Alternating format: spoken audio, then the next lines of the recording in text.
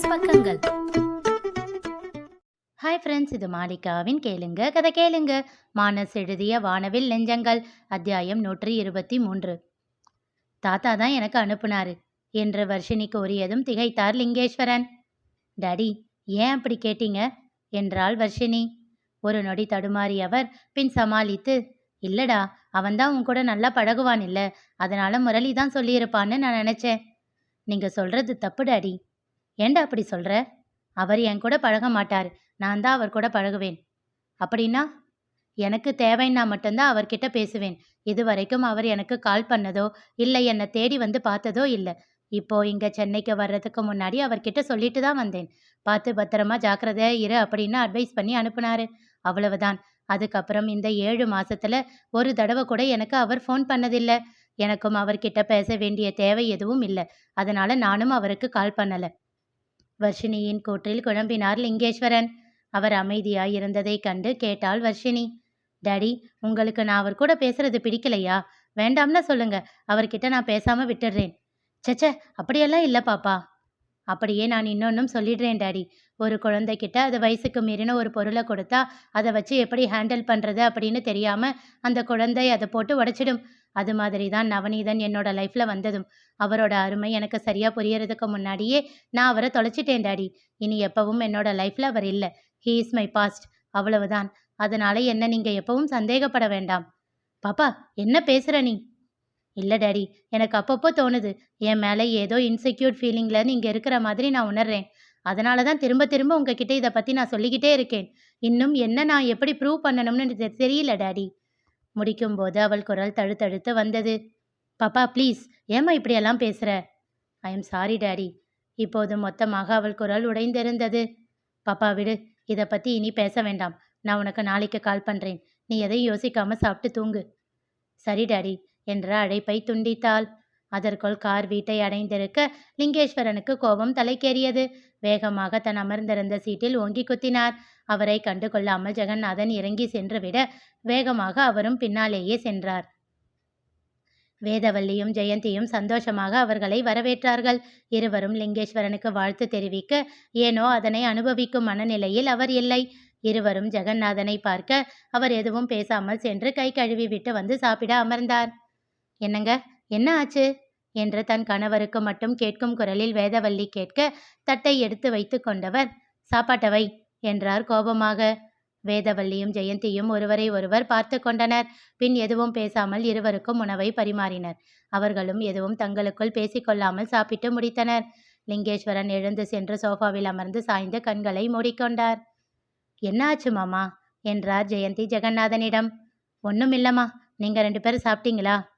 சாப்பிட்டோம் மாமா. நீங்கள் தானே நாங்கள் வர லேட் ஆகும், நீங்கள் சாப்பிட்டுடுங்கன்னு சொன்னீங்க, அதனால சாப்பிட்டோம் என்றார் வேதவல்லி. வரிஷ் எங்க? அவன் இப்போதான் தூங்க போனான்.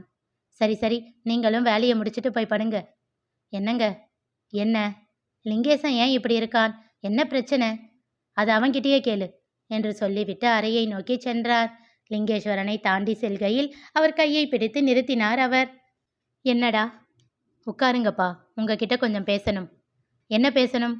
வாங்கப்பா, முதல்ல வந்து உட்காருங்க. அமைதியாக தன் மகனின் அருகில் சென்று அமர்ந்தார். சொல்லுங்கப்பா, நீங்க ஏன் அவன்கிட்ட பேசுறதில்ல என்றவரை அழுத்தமாக ஒரு பார்வை பார்த்தார் ஜெகநாதன். சரி சொல்லு, நீ ஏன் எப்ப பார்த்தாலும் அவனை பத்தியே நினைச்சுக்கிட்டு இருக்க? சில நொடிகள் அமைதியாக இருந்தவர் பின் கோபமாக தன் தந்தையிடம் கூறினார். என்னால முடியலப்பா, கண்ணுல விழுந்த தூசி மாதிரி அவன் என்ன உறுத்திக்கிட்டே இருக்கான். என்ன பண்ண சொல்றீங்க என்ன? அவன் ஏதோ பண்றான், அது மட்டும் எனக்கு தெரியுது. ஆனா என்ன பண்றான்னு புரியாம எனக்கு தலையே வெடிக்கிற மாதிரி இருக்கு. நான் எதை யோசிச்சாலும் அவன் அதை பண்ண மாட்டேன்றான். அப்போ நான் கஸ் பண்றது தான் தப்பா? அவனை பத்தி தப்பா நினைச்சுக்கிட்டு இருக்கேனா? சிரித்தார் ஜெகநாதன். எதுக்குப்பா சிரிக்கிறீங்க? நீ என்ன நினைச்ச லிங்கேசா? நம்ம பாப்பாவோட மனசை மாற்றி தன் தம்பிக்கும் பாப்பாவுக்கும் கல்யாணம் பண்ணி வைப்பான்னு நினச்சியா? அப்படி நீ நினச்சிருந்தேனா அது ரொம்ப பெரிய தப்பு. அவன் நிச்சயமா அதை பண்ண மாட்டான். இல்லைப்பா, அவன் நிச்சயமா ஏதோ பண்ணுறான். கரெக்ட். ஆனால் அவன் பாப்பாவோட மனசை மாற்ற பிளான் பண்ணலை. அவன் மாற்ற ட்ரை பண்ணுறது உன்னை. திகைத்தார் லிங்கேஸ்வரன். என்னப்பா சொல்கிறீங்க? இப்போ நீ சொன்ன பாத்தியா, அவன் எதுவுமே பண்ணலை அப்படின்னு. அதுதான் அவனுக்கு வேணும். ஒவ்வொரு தடவையும் அவன் ஏதாச்சும் பண்ணுவான்னு நீ தப்பா கால்குலேட் பண்ற. ஆனா அவன் அந்த தப்ப பண்ணாம இருக்கவும் உன் மனசுல அவன் ஒரு ஒரு படியா மேல ஏற ஆரம்பிக்கிறான். அதுதான் அவன் பிளான் பண்றான். எனக்கு அவன் மேல நல்ல அபிப்பிராயம் இருக்கு. நான் பேச ஆரம்பிச்சா நேரடியா என்கிட்ட கேட்டுடுவான். என்னோட தம்பிக்கு உங்க பேத்திய கொடுங்க அப்படின்னு. அவன் கேட்டா என்கிட்ட மறுக்க எந்த காரணமும் இல்ல. ஏன்னா நான் மனுஷங்கள பார்க்கிறவன். அது அவனுக்கும் தெரியும். அதனால அவனோட ஸ்டேட்டஸ காரணமா வச்சு என்னால மறுக்க முடியாது. இதுதான் நான் அவன்கிட்ட பேசாம அவாய்ட் பண்றதுக்கான காரணம்.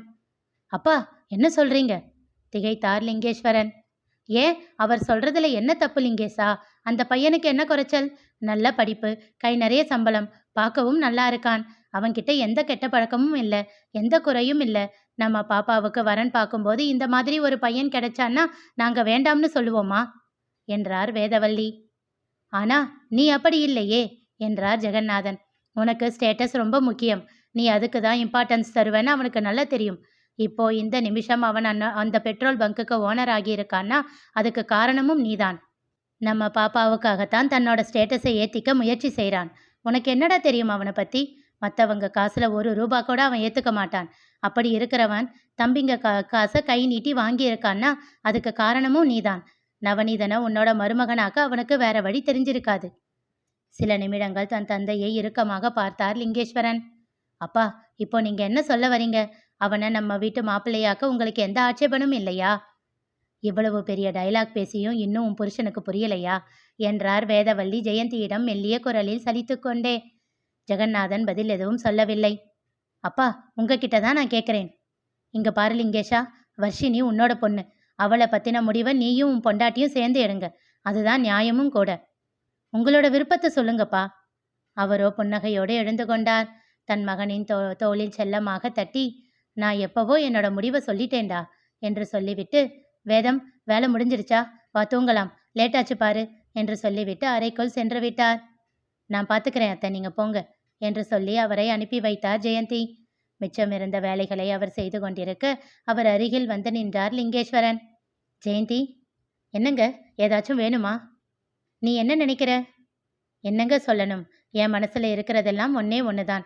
அந்த முரளி பெட்ரோல் பங்கை இன்னும் ஒரு 2 வருஷம் முன்னாடியே எடுத்திருக்கலாம். உங்களோட முதல் அறிமுகத்திலேயே அவனோட ஸ்டேட்டஸ் கொஞ்சம் அதிகமா இருந்திருக்கலாம்.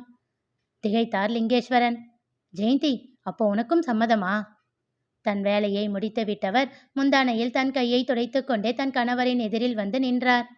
இப்போ என்னங்க, நான் அத்தை மாமா மாதிரி மறைமுகமா சொல்லல, நேரடியாவே சொல்றேன்.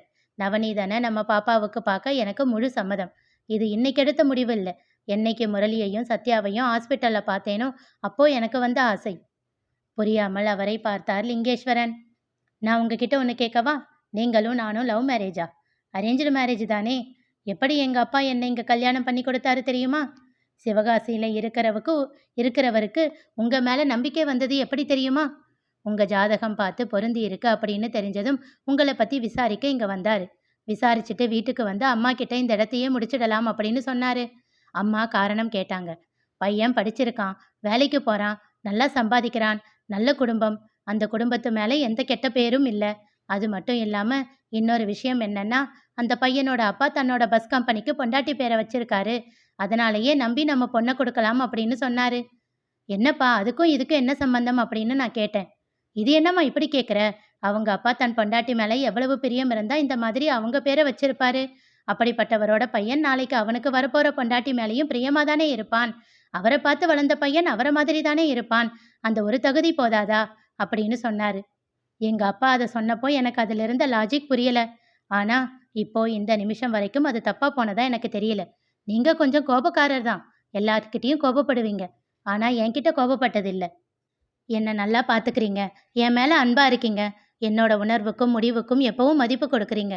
இதோ இப்போ கூட இந்த விஷயத்துக்காக என்னோட மனசுல என்ன இருக்குன்னு வந்து கேட்குறீங்க. இதை விட ஒரு பொண்ணுக்கு வேற என்ன வேணும்?